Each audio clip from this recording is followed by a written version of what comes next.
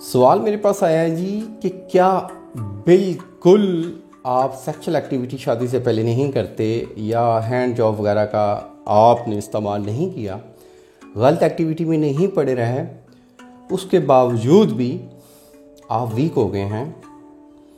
تو اس کے پیچھے ریزنز کیا ہیں؟ دیکھیں، اللہ تعالیٰ نے جو آرگن ہمیں دیے ہیں ان کا اگر استعمال نہ کیا جائے تو وہ ناکارہ ہو جاتے ہیں۔ اسلام اس لیے کہتے ہیں کہ جو ہی بلوغت کو پہنچے بچہ یا بچی، اس کی فوراً شادی کر دینی چاہیے۔